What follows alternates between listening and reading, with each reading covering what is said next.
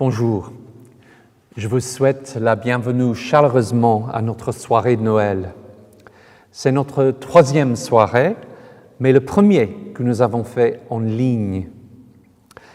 Bien qu'il soit dommage que nous ne soyons pas en mesure d'être ensemble, néanmoins, c'est agréable de savoir que nous sommes rejoints aujourd'hui par des gens du monde entier. Et nous espérons que vous apprécierez de célébrer l'histoire de Noël dans une langue différente. Nous sommes ravis que Ed Moll, pasteur d'une église de Wemden, près de Bridgewater, nous parlera ce soir de la pertinence de l'histoire de Noël à nos vies au XXIe siècle, et que les élèves des écoles de Bath fassent les lectures de la Bible. Pendant le service, nous allons regarder une courte vidéo d'un micro-trottoir. C'est filmé à Aix-en-Provence. La ville de Bath est jumelée avec Aix-en-Provence et nous envoyons nos salutations à nos amis là-bas. Cette année a été vraiment difficile pour le monde entier. L'histoire de la naissance de Jésus nous rappelle que Dieu a un plan pour remettre à nouveau ce monde brisé et douloureux. C'est un plan qui fera que le Fils de Dieu quittera la gloire du ciel pour faire l'expérience de la souffrance dans le monde, pour devenir Emmanuel, Dieu avec nous, afin de faire tout ce qui est nécessaire pour qu'un jour la souffrance soit vaincue, une fois pour toutes. C'est un plan qui lui coûtera la vie, si profond est son amour pour le monde.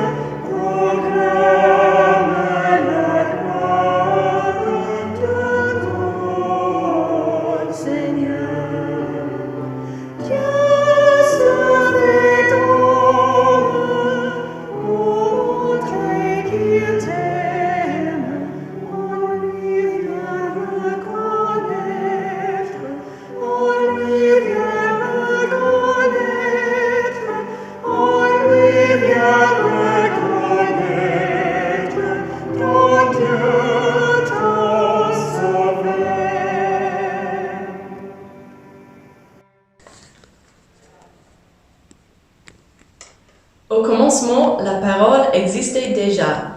La parole était avec Dieu et la parole était Dieu. Au commencement, la parole était avec Dieu. Par elle, Dieu a fait toutes choses et il n'a rien fait sans elle. En elle, il y a la vie, et la vie est la lumière des êtres humains. La lumière brille dans la nuit, mais la nuit ne l'est pas assez. Dieu a envoyé un homme qui s'appelle Jean. Il est venu comme témoin pour être le témoin de la lumière, afin que tu crois par lui. Il n'était pas la lumière, mais il était le témoin de la lumière.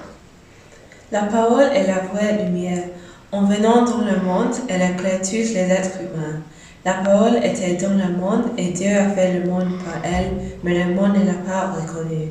La parole est venue dans son peuple, mais les gens de son peuple ne l'ont pas reçue. Pourtant, ces gens l'ont reçue et ils croient en elle. À cela, la parole a donné le pouvoir de devenir enfant de Dieu. Et ils sont devenus enfants de Dieu en naissant non pas la volonté d'un homme et d'une femme, mais de Dieu.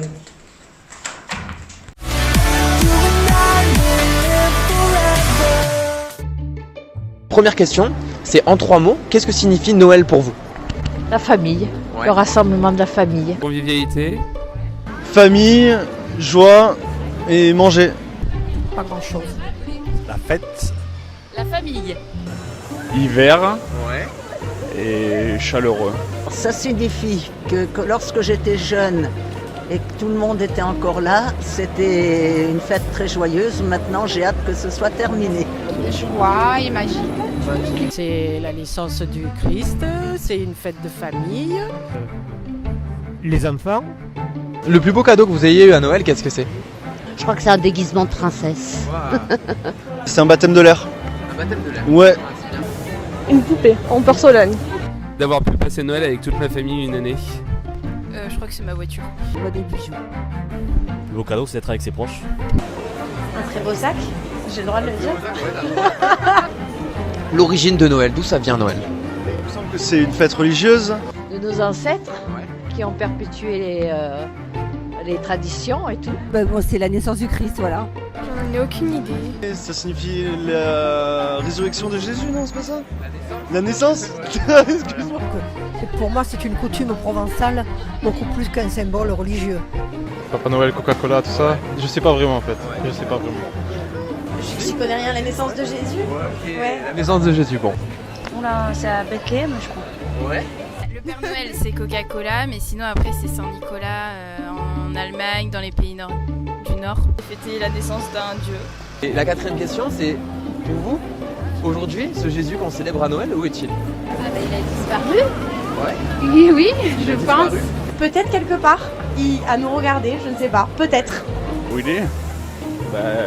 Ça dépend pour qui. Mais il est là-haut, hein, je pense. Au ciel. Oui, au Ouais. ciel. Introuvable. Il est dans tout ce qui est vivant, beau, tout ce qui combat l'ombre. Pour moi, c'est une histoire qui est passée. Aujourd'hui, on a un monde où on a plus que Jésus, on a tout ce qu'on veut. Plus besoin de Jésus. Aucune idée. Alors là. Pour moi, il est dans une tombe, à un endroit ou à un autre, et puis c'est tout. Dans notre cœur. C'est vrai, c'est une bonne réponse. La Bible ne nous donne aucune précision quant à la date de naissance exacte de Jésus. Mais par contre, elle nous dit que sa naissance est une bonne nouvelle et qu'elle sera une source de grande joie pour tous les peuples. Car, aujourd'hui, dans la ville de David, il vous est né un sauveur qui est le Christ, le Seigneur. Et voici à quel signe vous le reconnaîtrez. Vous trouverez un enfant emmailloté et couché dans une crèche. En effet, car Dieu a tant aimé le monde qu'il a justement donné son Fils unique, Jésus, afin que celui qui croit en lui ne périsse point, mais qu'il ait la vie éternelle. Ceci est la vraie signification du beau message de Noël.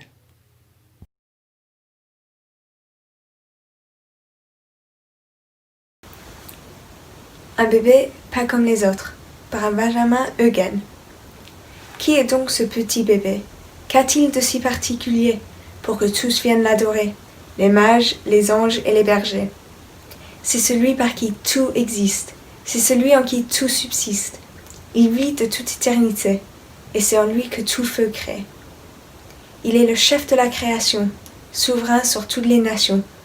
Aucune puissance peut l'égaler. En toutes choses, il est le premier. Cet enfant est le Créateur. C'est Dieu qui vient comme un sauveur. Puissance divine, faiblesse humaine. Voilà le mystère de Noël.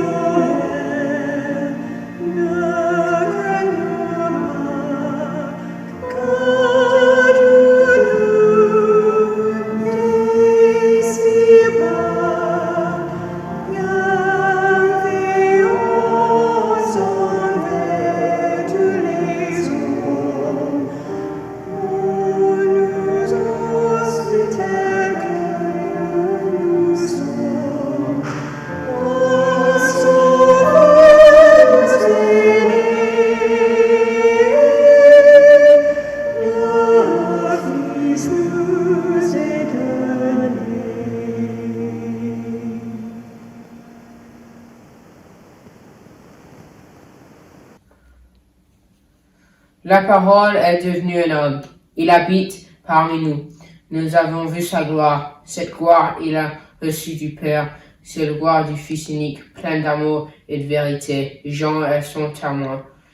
Et affirme d'un foi fort, c'est lui qui j'ai parlé quand j'ai dit, l'homme qui vient après moi est plus important que moi, parce qu'il existe déjà avant moi.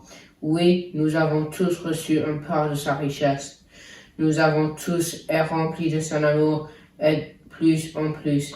Dieu nous a donné la loi par Moïse, mais l'amour et la vérité sont venus par Jésus-Christ.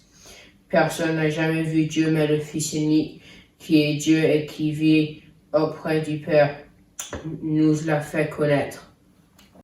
Bonjour et bienvenue à cette fête de Noël en ligne. Nous nous trouvons en ligne parce que nous nous trouvons dans un temps de confinement à cause du coronavirus. Le confinement est sévère et nous nous posons donc la question, est-ce que ça veut dire que Noël est terminé?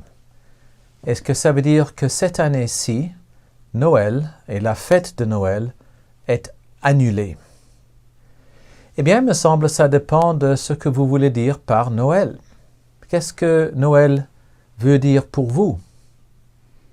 Peut-être ça veut dire les décorations et bien sûr le pull de Noël.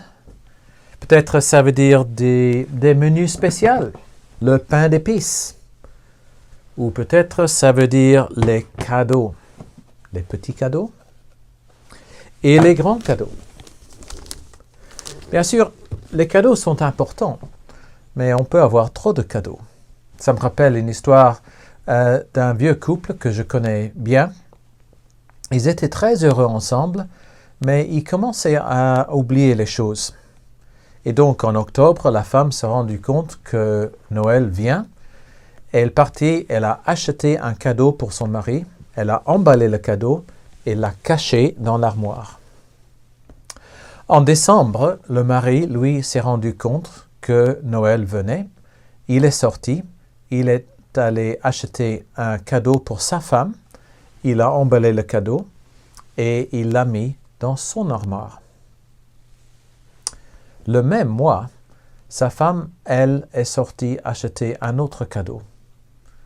Elle l'a emballé et aussi caché dans l'armoire.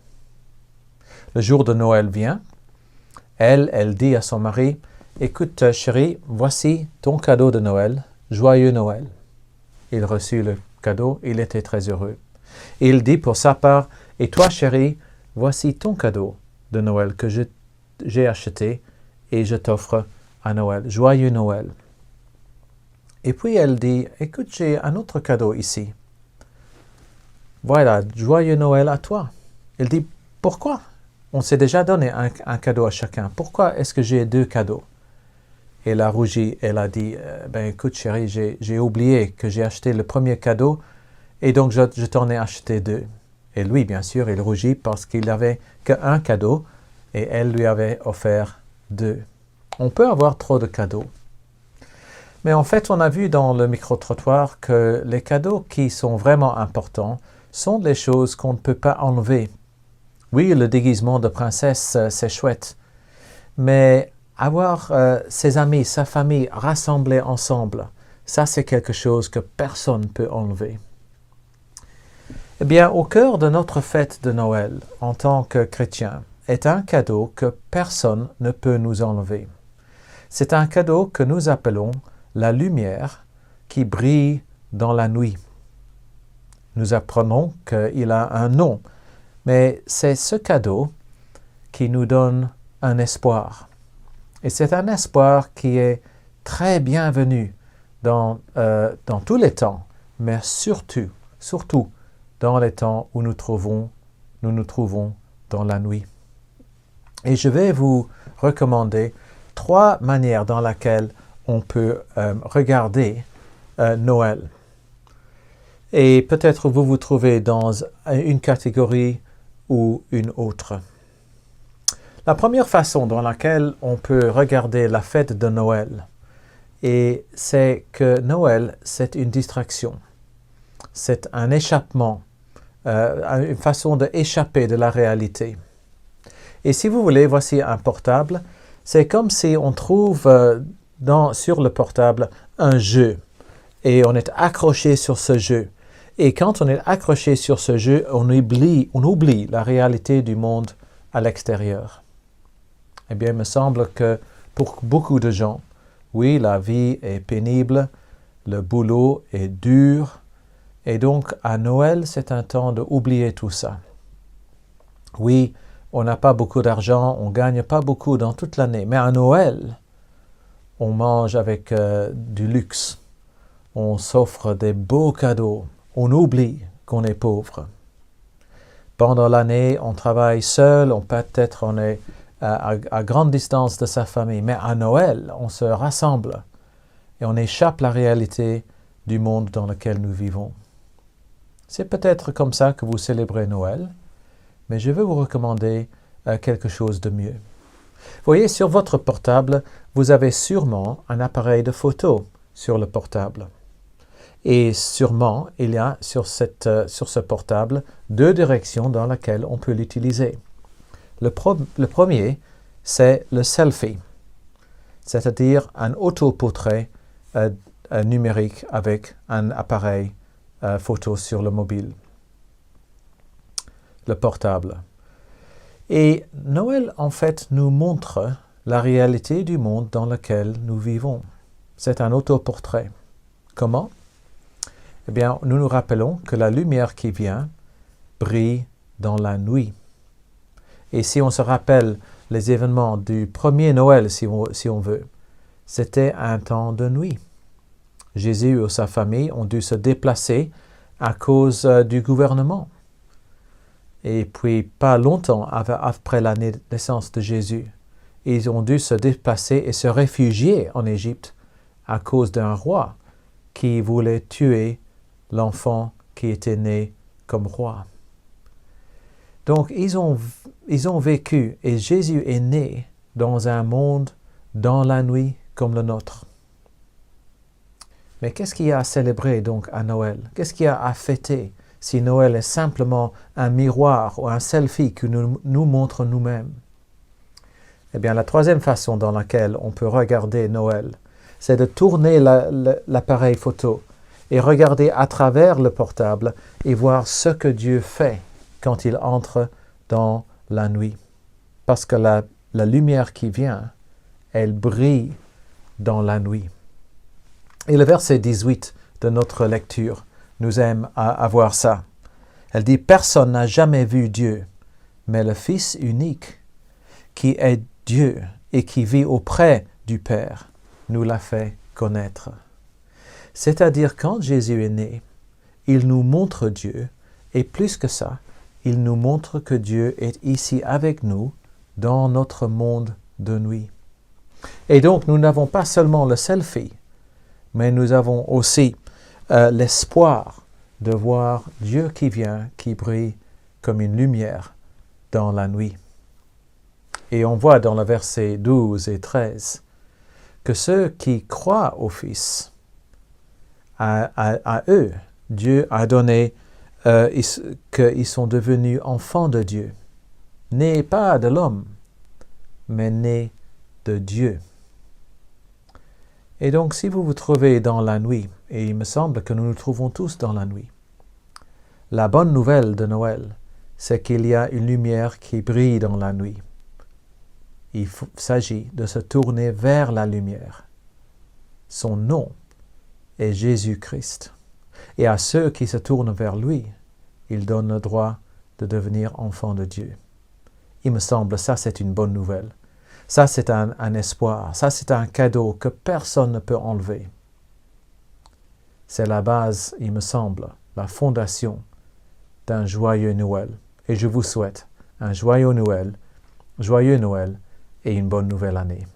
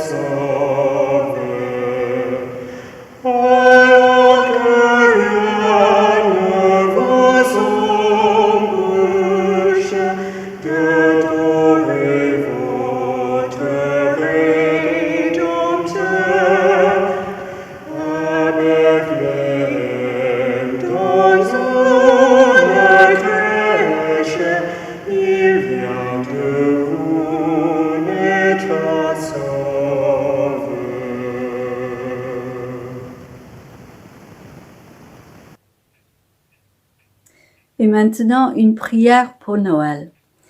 Notre Père aimant, Aide-nous à nous souvenir de la naissance de Jésus-Christ, afin que nous puissions partager le chant des anges, la joie des bergers et la louange des sages.